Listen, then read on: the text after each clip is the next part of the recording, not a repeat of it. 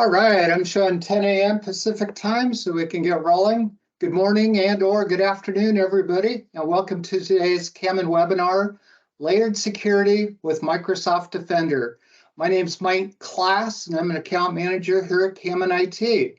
Before we get rolling today, a few housekeeping items. There will be time for Q&A at the end, so if you can keep your microphone on mute during the presentation, that would be excellent. With many of us still working from home, we'd like to eliminate all background distraction noises. If you have questions mid-presentation, please feel free to use the chat functionality or the raise hand icon, and we'll be sure to weave your questions into the conversation best we can. We will be recording today's webinar, so if you're uncomfortable with that, now would be your opportunity to opt out. Now, with that out of the way, let's get down to business. Today, we'll be reviewing the Microsoft family of Defender products, focusing on the Defender for Endpoint. Some questions you might have that will hopefully be answered in today's webinar. What are the different Defender products and what do they do? Can Microsoft Defender products protect a multi-cloud environment? What's a good way to get started improving your Microsoft security today? If you're thinking those questions, that's great because we'll definitely be answering those today during the webinar. So please sit back and relax, and let's hear our President and CEO, Mr. Matt Katzer, start the conversation today on layered security with Microsoft Defender. Take it away, Matt. Hey, Mike, thank you very much, and pleasure, everyone. Welcome. Yeah, this is layered security with Microsoft Defender. This is kind of true to my heart because when you actually look at security products in general, the security stack, they're all have much more integrated nowadays, where basically it's not just what you do on the endpoint, it's how you actually defend the entire attack chain or the kill chain, as we call it. And you've seen a lot of different things happening in the industry. For instance, a lot of people have recognized, a lot of companies have recognized this needs.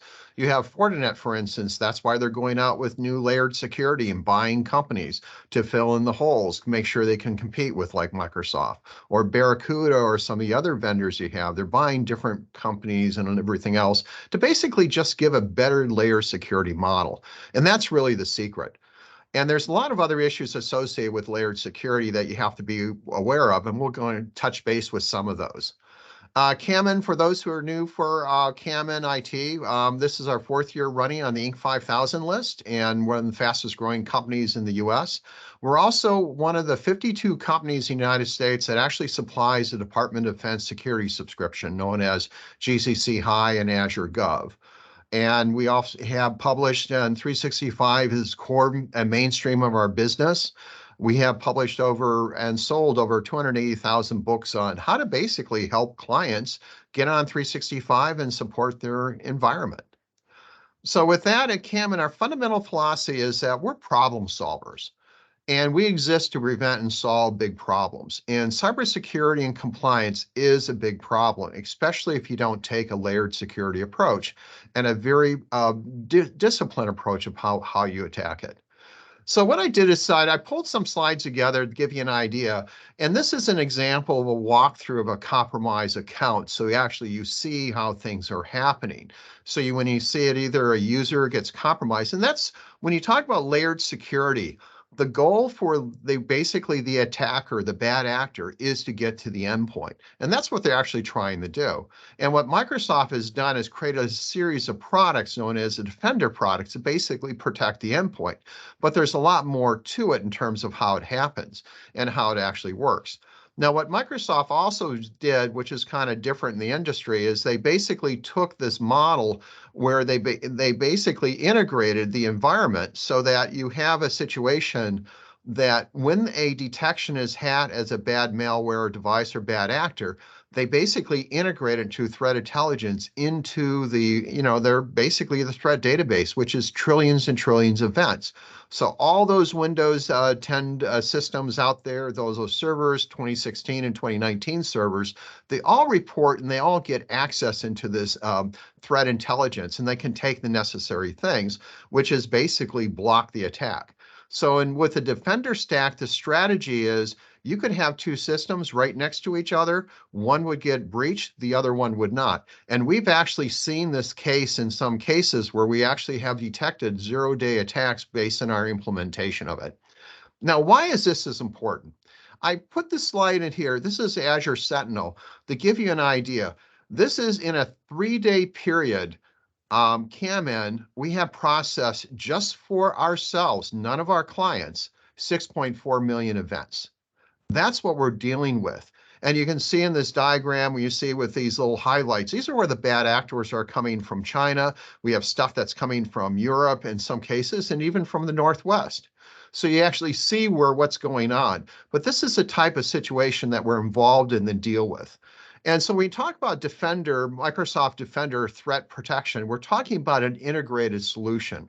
And it's really talking about how you handle, Office 365, how you handle threat, how you handle endpoints, how the apps all work, and how you collect this information in a SIEM, which is a security event execution management tool.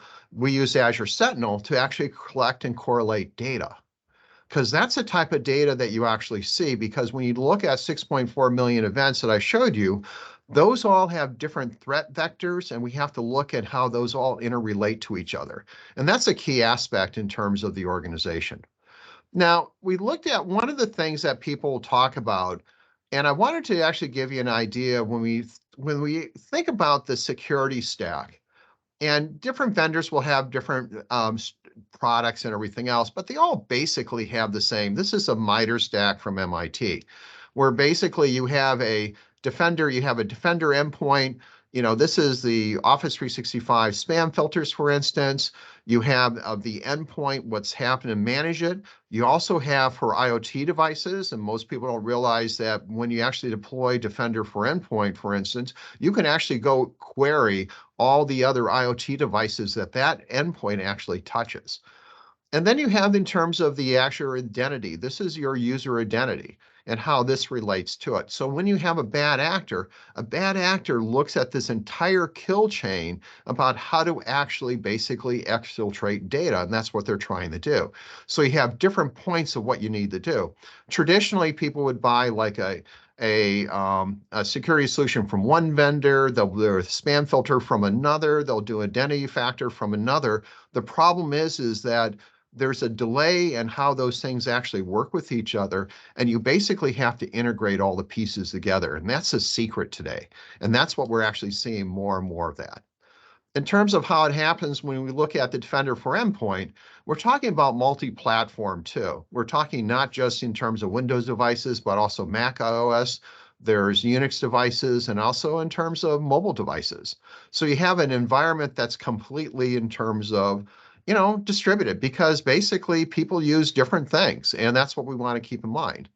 As you look in terms of what the Defender for Endpoint, and I pulled some slides together to give you an idea, there's a lot of different pieces on it. You got to look at threat and vulnerability that you actually have, how you manage it. And this big one, which we talk about, the highlight in the blue, it's really the attack surface area. Like even ourselves is, for an instance, for KAMIND, we actually supply DoD subscriptions to some really secured agencies and entities. So we are very concerned of how we actually deploy our internal partner sites. So we do everything we can possibly do to reduce our attack surface, expose not just ourselves, but also our clients, because we have a responsibility as custodians for our clients' tenants. And this is extremely important because a philosophy that KAMIND has, we don't basically bring in everybody's data into our environment. We actually manage data in our clients' tenants on behalf of our clients. And that's crucial in terms of how you actually reduce attack surface layers. And the other aspect you have in terms of endpoint, you start looking at things in terms of what happens with next generation. How do you actually detect it? How do you do the automated investigation and alerts? All that stuff is important as you look at the pieces. And that's really critical. And the first part is basically trying to figure out what is that vulnerability management that you actually need to go through. And you're going through, when you talk about what you're trying to do, you're trying to basically really to figure out what's going on, where are the blind spots, and how you prioritize basically dealing with in terms of security. when you're talking about like us with 6.4 million events, how many of those events are we going to have walk through every of those events? Realistically, no, but we have to go through and prioritize those and look in terms of how they relate to each other. Use AI to basically determine what's important and what's not important, and then basically use our own internal processes that we actually use to validate the approach that we actually taken. So when you talk about threat management and everything else, we leverage in terms of the risk management of Defender and give this continuous real-time discovery.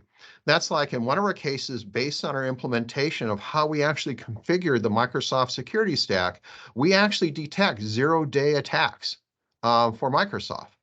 And that's kind of interesting because you look at what you're trying to accomplish, it's about reducing risk. And that's the things that we have. And part of the whole risk part is basically in this model that you're doing continuous discovery across the entire stack, which means that as an email comes in or someone plugs in a USB drive, it's not just the endpoint, it's about the identity. Is where the user accessing things, what type of software that they're using, what type of applications. All these things take important, and basically you have to manage it. And that's what the Defender does. Microsoft Defender is a holistic solution. In some ways, I talk to Microsoft folks in our planning groups, and it's really, when you look at it, most people realize, they say, well, I want to use a spam filter from this vendor, or I'm going to use a endpoint from this vendor. The problem is that with today's society, the way everything works, different vendors do different things at different levels, and they make assumptions. So when you actually replace one vendor's product with another, you actually are opening up holes, and that's where we've seen a lot of the breaches from. So you have to take a holistic approach, which is a lot different than we used to do years ago. And the other aspect is, like I said, you got to do this continuous discovery. Count and basically look for misconfiguration, look for analysis. We go through in our guard security, for instance, we go through and look for analysis of what's different in terms of client versus what our baseline, what's a security model. New threats come in place. We have to implement those threats and basically make sure the pieces are put in place. And you have this constant prioritization that goes on to try to figure out what's really important and what's really not important. So you get to the point that you're basically trying to automate this whole model, but you're really trying to figure out is what do you need to automate versus what you need to look at. And that's kind of the secret. You want to bridge that whole piece. So when you took it and talking about security, there's security management in terms of IT, and there's also support of IT, and they're different. And what we find in a number of cases is that you really have to make sure you have separate teams doing those environments, because what happens is that it's very common. People will gravitate and the security is working fine, the alerts are being taken care of, and suddenly they'll do less and less of monitoring. They'll do more of the IT side of it, and suddenly they'll get a breach. We had one situation where we implemented a whole infrastructure security for a client. And they basically did the management, then they didn't have problems for a year or so. Then suddenly they had an issue. And what we discovered as we went through the logs and did the analysis of it, they forgot to check the logs because we had the detections there. We detected the events. And if they took care of it, the problem would have been addressed years before the bad actor had a chance to stay in the environment for a good 200 days. So those are the type of things that you're talking about when you're looking at it. And so when you're looking at those pieces, not just how you actually manage the threat landscape, but also trying to how you reduce the surface detection. You want to figure out where the 0 days area, how you handle cross-platform. What about the network boundaries? How do you handle all that stuff? Because in the old days, when you look at networks, for instance, you would say that, hey, I have a badge, I go into the building and everything else, the guard checks me in and I'm secure. Well, the reality is the security nowadays for the environment, the boundary is actually the device. And more specific, the boundary is the individual's identity. That's how things have changed. So when we actually look at surface area reduction, we are looking at individual identity and how do we reduce risk. And those are the things that we actually have to do. And we want to customize those things for organizations. And that's the piece that you actually run into because you're trying to basically reduce the surface attack, reduce the risk. And when you talk about reducing business risk, that's really what we're talking about, because you look at the cost of, you have an event And then basically you have your cyber insurance policy, for instance, and your cyber insurance policy needs to cover it because there's a cost associated. For instance, we had a situation where we had a healthcare manufacturer for a healthcare operation. And what they had is they had roughly about 250 people in the organization. And in that organization, they deployed MFA and they filed their insurance application, say 100% MFA deployed. Well, they had a breach. And an analysis of what they found is two of the physicians refused to use MFA. The insurance company basically looked at that and said, hey, we're not going to cover it. We're going to deny your policy because you don't have a managed security policy in place. And these two people didn't follow it. Well, they had 40,000 records breached they had to do notification for. The insurance company refused to cover the third-party claims on it. It's roughly about $1,200 per record. So in essence, what that company had to do, they had to go write a check for roughly $10 million to basically do the notification that they're required by DHS. But if they just went through and put their managed security, enforce their policies, the organization, then that $10 million would have been covered by their insurance policy. That's what's going on. This is about reducing business risk when you actually look at the environment. And that's what ASR is. It's a way to actually do it. It's how you actually put different types of rules in place to reduce risks of the organization. But you also have to kind of manage those things. And like everything Microsoft does and what we do as well, we make sure stuff is put into integrated into the Microsoft Security Center. We make sure that the things are available, make sure the attack rules are available, and we manage those environments. Just like you can do a lot of this yourself, it just depends what makes business sense for you to do. And some of the pieces that you actually have is for network protections. So you can actually go through the same situations. You can go through and audit the environment, block networks, quarantine devices and everything else. Go basically build and access in terms of third-party cloud apps. In terms of web alert threat attacks that you come through, the same type of things. You get the threat reports that you actually have in terms of what websites are actually valid or not valid. This is what you call an integrated security stack. And you have to have reports on this, and you have to basically do and transact and see what type of activity that you actually want to have. And when you actually go through and look at the analysis of what's going on, you want to have, as an IT manager and a business owner, you want to have an idea of what's going on in your organization, because your job is to reduce business risk for the organization. And reducing business risk is basically a fundamental requirement to basically make sure that your employees and clients are taken care of.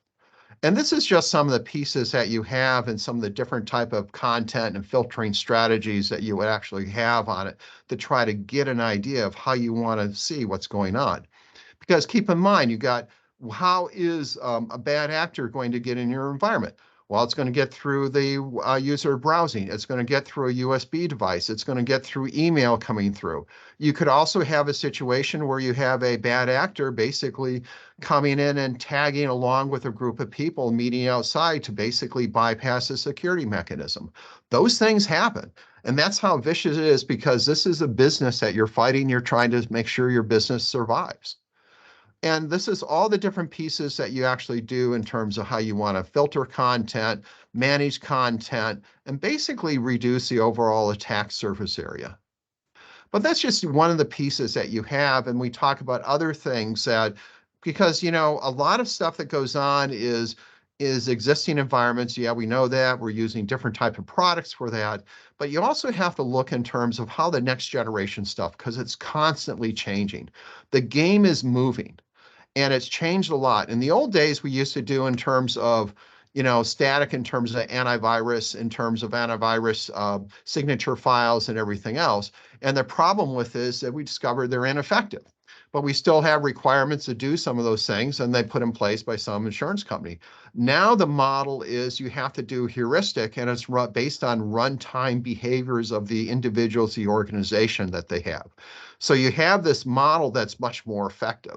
So you got to change in terms of with the environment, and the environment has to be dynamic enough that basically you can actually deal with these issues, because you're trying to basically get a model and put a model in place that's behavioral based uses real-time protection, blocks in terms of those fileless malwares. And fileless malwares, for what you know, that means that you can download something, you have something in memory of your system that's not really resident on your disk, and basically it's you have an attack that happens inside the system itself. That's why you have a lot of new hardware coming out from Intel, for instance, the new generation of the TPM 2.0 chipsets, which is basically designed to help prevent all these things. And this is the type of stuff that you actually have when you actually look at it in terms of how you want to handle in terms of the virus engine and everything else. So when you actually look in terms of the environment, you're not just looking in terms of what you have to do. You're looking in terms of ability to basically, in terms of what is done in the cloud, what is done on the client. It all has to work together.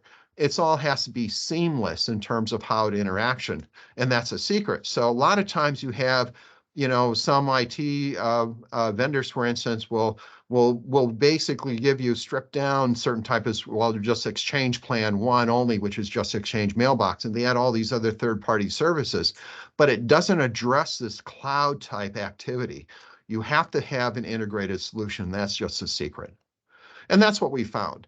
And we found different types of innovation in terms of how you actually handle it, how you look at the file, different type of threats that you actually have.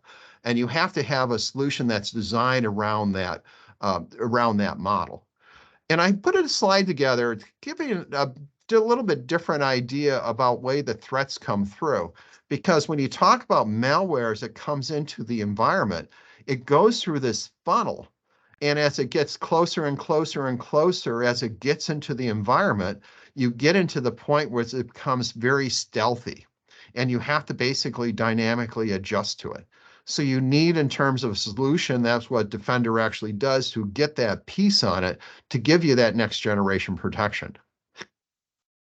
And then you're looking at the other aspect you look at, you got to look at what happens to dynamic behavior. You got to do the monitoring, how people do things. You got to do heuristics on the way the environment works. And you basically got to correlate with other signals. When we use Azure Sentinel, for instance, we're linking what's happened in the cloud, what's happened on the endpoint, what's happened in the spam filters, what happens on the firewall. All that stuff put together, and that's how you reduce risk in the business. And give you an idea, some of the closer look at some of the things, the best one is looking at what's happened in terms of the environments, because traditionally antivirus devices were used to be pretty open in the environment and they could get breached. So you had a lot of them were basically ineffective. What's happening now is that the new generation is basically the antivirus engines are sandboxed to control. So they basically control and become an anti-tampered environment. So again, what you're trying to do, you're trying to reduce business risk. That's the secret, because at the end of the day, can my users do what they need to do? Have I taken care of my employees and for their well-being to make sure that, as an IT manager, you got to make sure that you're doing the things necessary so your business generates revenue. And have I reduced business risk in the organization so the organization can grow? And so you need features like the tamper protection. You need stuff because this is the first step the way ransomware actually attack. And you look at other issues you look at, I thought I would put this in place, is that you got to also look in terms of what's going on in terms of the firmware. This gets in the whole model why Intel came out with the TPM 2.0 generation and why the chipsets have been changing and why the hardware changing. And you get in this, it's like, how many of you using a phone that's 10 years old? Of course you're not going to use it. You can't even get iPhones, man. You don't even want to use an iPhone that's not of generation 10 or later. And what's happening is that those things are susceptible to attacks, they're susceptible to breaches, and you're trying to reduce risk. And that's what we have to look at in terms of the solution. It's about risk reduction. So you want to block content, you want to do the necessary things, you can actually have it. And that's how what the really Defender endpoint does and looks through the pieces. So, and it's basically trying to figure out how you actually go and address these things, how you address attacks, how you basically reduce business risk. And I know in some ways we're kind of moving through the material in a little bit faster pace, but I wanted to basically give you an idea of what the problem that we're actually dealing with. because the problem that we actually have today is that us as an organization, we need to take a look of how we want to basically make sure our organization functions and works. And it all becomes how we actually integrate the detection and response mechanism. So we basically really can address these things as what we call like persistent attacks. And we can actually go through and do investigation of attacks that happen. And we run in situations, for instance, just recently we had one of the entities that we kind of managed brought some old servers online. And we're actually going through and looking at analysis of data, in terms of attacks and going through the historical logs and seeing what was not, 6 months ago was an attack, but it's attack now. But we can actually look at the data and see where the data exfiltration is. Those are the things that you actually have, and that's the type of stuff you're looking in terms of analysis. And you go through this whole model. When you look at any type of thing, you're trying to understand why you have alerts, what activity drove it, and how do you basically expand and figure out the breach in terms of the analysis. That's kind of what you have to do today. And that's the pieces that either you're going to do it with your current IT staff, or you're going to basically use a third party such as KAMIND to actually manage your security products for you. And then what comes out of this analysis is what we call incidents. And that's basically you're going to go through deep dive in terms of what those are. And you're going to look at those incidents and figure out, okay, what's really going on, and dig deep into it to figure out where those attacks are coming from and what that multi-stage attack really means. So when you dive into the analysis of it, you want to have the tools and the capability and the skills to really understand the piece, to really understand what a multi-stage incident is and how the access happens and how this actually goes into the environment. And those are the type of things that you have to do today. This is just the nature of IT and cybersecurity. And you have to basically go through and be able to build the environment, figure out the pieces. But from a management standpoint, you have to have the necessary management tools. So basically you can quarantine the system. You can basically go figure out what type of additional type of measures on it. How do you actually reduce it? And this is where Microsoft came out with Secure Score. Now, Secure Score is relative to the organization. That's the best way to look at it, but it also gives you a level of confidence that you actually have. But the exposure scores, we've seen this, we're starting to figure out, okay, what's going on? How do we actually manage it? How do we actually look at the environment? Because when we actually do advanced hunting and analysis of what's going on, and that's what we have to do in events, we have to dig down deep to figure out what's really going on, why it's happening, and basically tweak the necessary filters to make sure that things are done. Now, Microsoft had done a lot in terms of automated response to actually help you, but there's stuff that you actually have to do on top of it. And one of the features that we have is that when you look at what's going on in terms of the Microsoft model, that you run into situations what we call live response, for instance. A lot of situations where you have third-party vendors would say, hey, we're going to put a Kaseya client on here, we're going to put a ConnectWise client to collect all this data. The reality is today, you don't need a lot of those things because you have the capabilities if you get the right license mix, you have the capabilities to using Quick Assist to do desktop support, doing live response, which you're seeing the screen, collecting data from a node, and the ability to basically run out PowerShells, which we call proactive scripts. You have the different mechanisms in place. And the reason why I mention this up, because what you're trying to do as an organization is reduce your surface attack area. And that's what you get the pieces when you start talking about live response and everything else and collecting desktop data. And so the pieces I can go on in different types of threat analytics, for instance, you're trying to get insights of what's going on, you're trying to get analysis of pieces, but also there's another piece you need as well, because as we go through and look at the environments, we have to basically go through and play back what has happened through the analysis. And because one of the things, as we're a supplier for defense subscriptions for the GCC High and Azure Gov, part of that requirement for us is that we now have to generate proof of execution when we do anything in terms of the federal sector. Well, we took the same model here for in terms of our commercial clients, where we do the same type of things, where we basically apply the same methodology, the proof of execution. So we actually provide those documentation steps in our governance risk compliance tools, because you have to do that. Because what's changing in the market now is the whole basis of third-party litigation and basically negligence if you're not doing what you're supposed to do. So when we actually showed you this slide earlier, when I talked about the 6.4 million events, this is real number. I just took this on February 14th. This is what we do with just for our own 365 tenant on basically a daily basis. So now you're looking at your tenant. We have situations where we have some clients up to 750, 800 million events a day. Those are the type of things that you have to analyze and understand the pieces and block the threats on it. Now, some of the other points in terms of Defender, for instance, I've just put this slide here. It's also available on Mac, for instance, and Linux devices.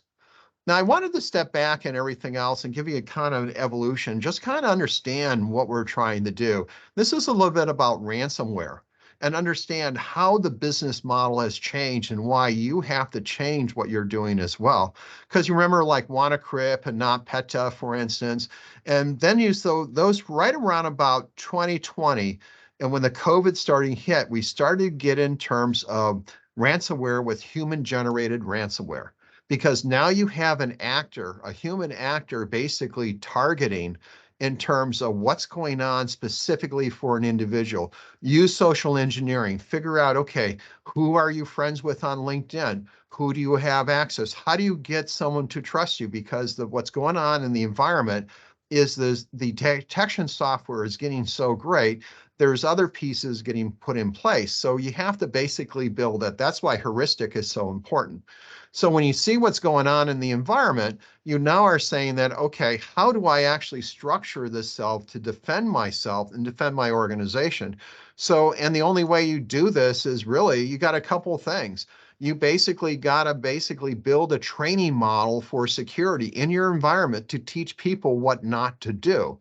And you have to be cognizant in terms of the various pieces, because the pattern that you get in place of what's happening with human response operated ransomware, it's about penetration and about expansion, and then it's about installation of malware and put on.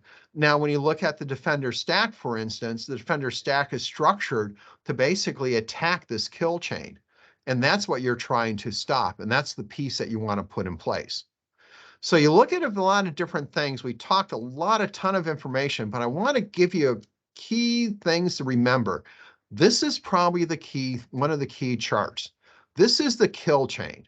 This is how ransomware, how threats in your system operates, and you have to be cognizant of that. You have to basically put defenses at every step. And then when you look at Defender, for instance, for the Defender product, it gives you that environment. So you basically across the platforms, and it gives you the ability to basically connect with all those third-party activities. Because at the end of the day, you're going to put an environment in place that basically you want end-to-end approach to security. You want enterprise security. And what you're trying to do, and this gets into what you think of in terms of, you see those little security lights, or you drive down a street. If you're a bad actor and you go drive through a neighborhood and you see one house with lights on it and noise coming out of the house because they have radio playing, a security notice on the door, and the next door, if you have a house that's all dark, newspapers on the driveway, who would you go through? Who would be the lowest cost person that you would attack? Because what you're trying to do is that and it's not like you're not going to get attacked. The question is, you want to raise the cost of the attacker so they'll look somewhere else. So with that, a couple of things I just want to make you aware of.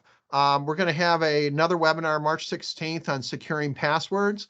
And also we'll have our CMC. This is the latest updates that we're actually seeing from the DoD. We're supposed to come out with an interim report in March, and we're going to see what activity happened. And you can check it out on our website at KAMIND.com, that training. And with that is basically, I'd like to kind of open up for questions and really just let you guys, if you have questions, you're looking for trials on it, just give us a call. Give us a call and we'll help you. And also, if you're not using business premium, you're a small business, basically upgrade a business premium, or if you have more enterprise subscriptions, you want to add the Microsoft E5 security. It gives you the high-end suite. So you want all those things. And if you don't have in terms of the resource to manage it, contact us because we provide a complete managed security. And we provide security for small accounts and large accounts.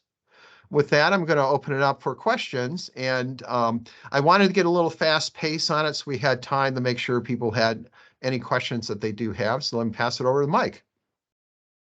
Thanks, Matt. Hope you guys had your seatbelts on. You went through a lot of information pretty quick there. Anyways, feel free to unmute, ask away, or if you're a little shy, maybe use the chat. But we'd love to hear what your questions are and get you some answers.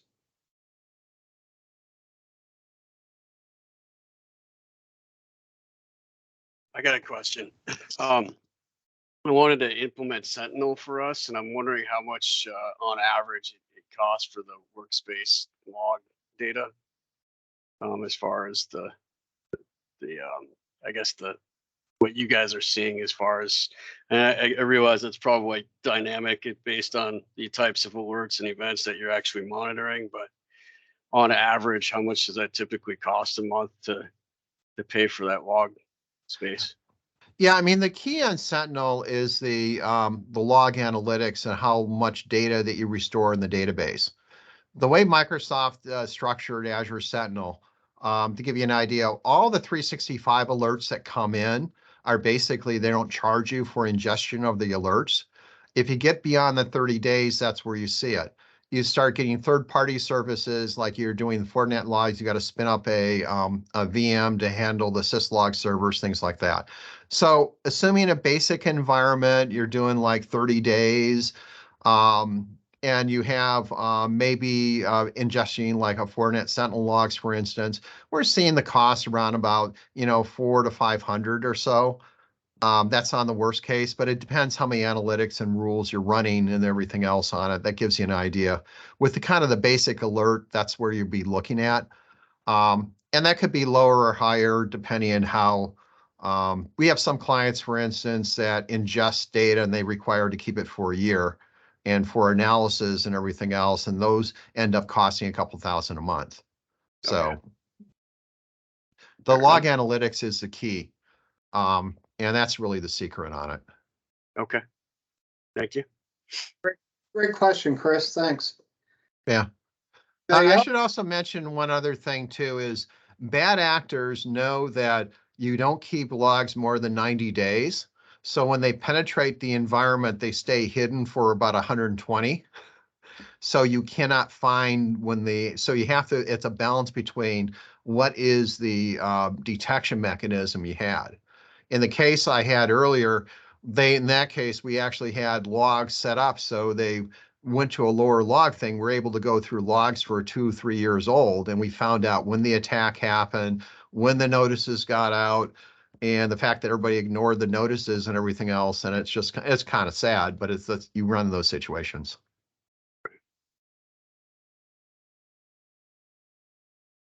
So again, we went through that deck pretty quick today. So if you go to www.kamind.com/feedback and fill out the short, quick form, we'll be happy to send you a copy of today's slide deck so you can have it as reference. And if you want to take a deeper dive on maybe any of the Defender products, just call myself or Sean at the number on the screen, and we'll set up a meeting with you to, take a little bit deeper dive on one of many Defender products, whatever you have interest in. I guess one other question I would have is we've been using LastPass for quite a while, and we want to get rid of it. So I was wondering if you guys have a solution that you recommend, or I've looked at a couple of them, but we use Keeper Security. That's what we do, and that's what we offer for resale as well. We went to that because we needed a solution that we could operate that was FIPS 140-2 compliant, and that would be FedRAMP and our federal clients, and it's the only one that we could do. And that's was the main reasons for it. So yeah, it's just if you have questions about that, or if you want to add it to your CSP subscription, yeah, just contact Mike and everything else. And so it's the model we have. It's pretty much it's almost like you add what you need, so you're not really caught into it's. Try it for some, make sure the pieces are in place, and then just use what you need. But that's pretty much what we found that works the best. Yeah, one of our challenges is being in construction. It's always we got to kind of find out what works best for the end user. And I suppose it's like that for. Yeah, I mean, it has good uses Authenticator for access into the vaults, and the vaults run on your phones and iPhones and Androids. So we've been quite happy with it. Cool. So actually a month from today, March 16th, we're having Pedro. He's the manufacturer rep for Keeper. He's going to be doing the demo presentation on Keeper.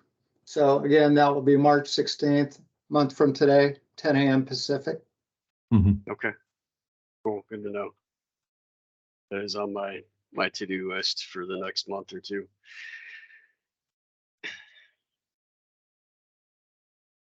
Hey, Dan, did you have any questions?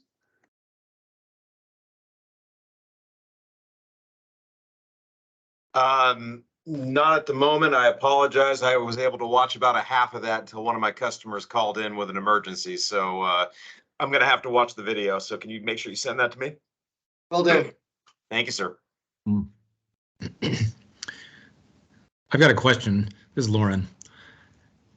Does KAMIND have the ability to offer or looking over the signals in one of your customers? You know, the intention is good, but we're just not able to be monitoring it every single day. And just curious on that question. Yeah, I mean, the way we operate is our fundamental philosophy of the company is that we operate analysis in the client's tenants. So our guard security product, for instance, which is really a co-managed where we partner with the current IT organization based on a set of rules. We actually instrument the client's environment, and we manage the alerts and everything else and oversees in the client environments. And so the data retains in the client environments. And then we provide analysis or remediation based on that. So we built a model around that. And so the answers to your question is yes. And we should probably talk to you about basically talking about doing a guard security deployment. Because you mentioned the real problem is it's a matter of bandwidth of resources and how do you actually handle it. Thanks, I'll reach out. It's kind of interesting in the environments you see that when you talk about partnerships, there's really is a partnership between security and IT support, because what you want to try to do is have the IT support folks do what's necessary to add business value and grow the business. And the security folks is basically doing the necessary pieces into it to remove the roadblocks and to guarantee that, reduce the business risk. So it's really a good partnership in terms of the way we view it.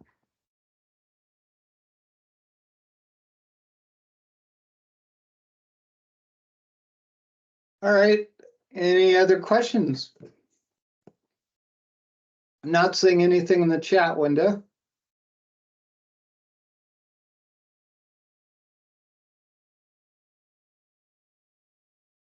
And Dan, we have two coming up webinars. As Mike said, we have the about Keeper security that's coming on the 16th of March. And we expect to have some interim ruling announcements from the DoD in March. That's what has been forecasted, but DoD will do what DoD wants to do. But that's why we figure April is a good time to kind of catch up in terms of what the dates are. and make sure that we're aligned, all the pieces happen. So we'll have that on the CMC and the for the organization seeking compliance certification for that on the in April. And again, get a copy of today's slide deck. Just go out to www.kamind.com/feedback. Fill out a real short questionnaire on today's webinar. And in return, we'll be happy to send you a copy of the deck. So any other questions? If so, please unmute or type them up in the chat window. We'd be happy to answer any other questions.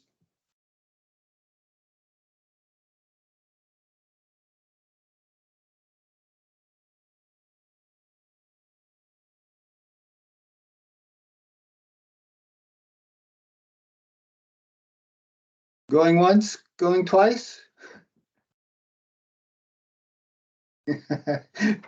Chris says sold. All right, guys. We appreciate you being on the call with us today. Look forward to seeing you on the next webinar. And I'm going to give you about 15 minutes of your day back. So again, thank you. And we appreciate you on the call with us. And look forward to seeing you again on the next one. Thanks, everybody. Have a great day. Yeah, thanks, everyone.